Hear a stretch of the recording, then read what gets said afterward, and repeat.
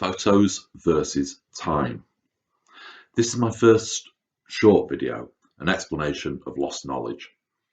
So whilst writing our story, where my stories seek to unveil the deceit of his story, I came to realise that knowledge and concepts are being lost over time. This was highlighted by the fact that many channels that are allegedly investigating Tartaria are looking at old photos and asking, where are all the people? It occurred to me that these people have only ever grown up in a digital photography world. People assume that new technology is superior to old technology, but I would have to disagree. In the case of digital photography, it has its advantages and disadvantages over the old analog or film technology. You see, I was fortunate to have been given many opportunities at a relatively early age, which allowed me to make sense of the world around me and understand technology prior to it being destroyed by advancements or progression. Quality is often lost to convenience. We have lost granular detail in favour of processing time, which means we have lost detail in favour of speed. With analog film technology, you could zoom in for finer detail, but with digital photography, you just get a bigger square or pixel.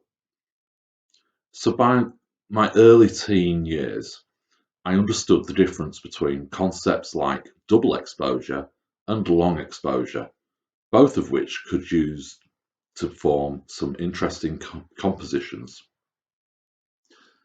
With old world technology, negative plates or films had different speeds based around granular or chemical composition, requiring different lengths of exposure time to produce an image. The finer the grain, the longer the required exposure. This is the equivalent in digital photography to the number of pixels a picture has. So the more detail, the more pixels in your picture, the better the equipment you require to take that picture. Or in analog terms, the slower the film, the higher the resolution of the image, and the longer the time required to expose the negative to form that visual image. This means that you want to take a picture of a moving car, you need a faster, lower quality film or a bigger lens that takes in more light to get a still photo. Otherwise, you end up with a blurred image or no details at all. Oops, did I forget to mention lenses? As you can see, when you start looking at what you believe is a simple subject, there are many elements that you don't consider initially, but you must consider eventually to gain a full understanding of the situation.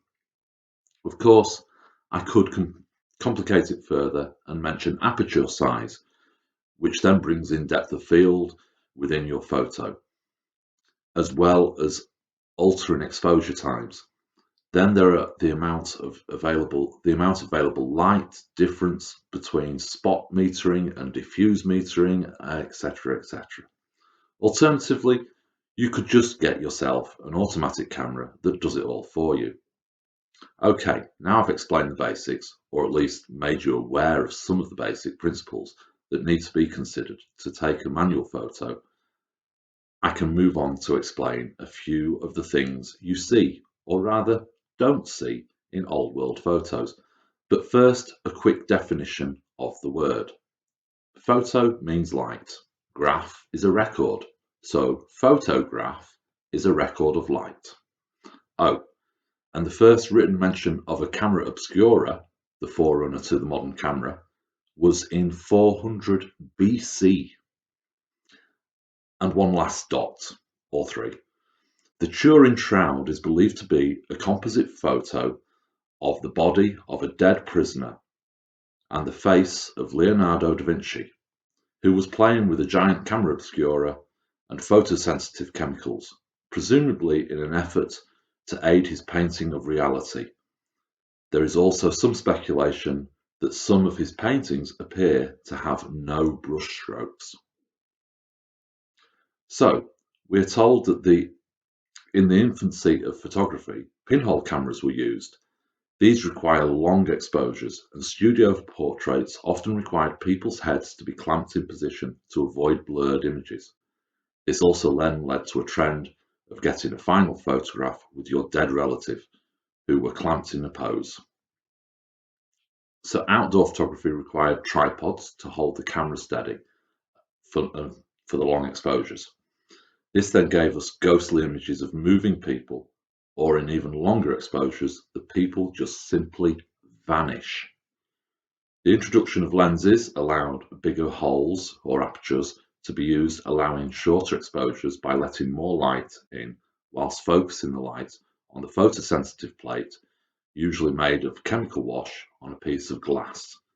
Once a photograph had been produced from that glass plate, it could be reused after cleaning. Even with lenses added, exposures of a few seconds to a few minutes may still have been required. This then requires the people in the photographs to strike a pose and hold it. Most of them would look to the photographer for their cue to hold and release their pose. Not holding a pose can produce a ghostly image, especially if somebody walks into shot, pauses for a second, and then moves on. I hope this explains what you see in old photos.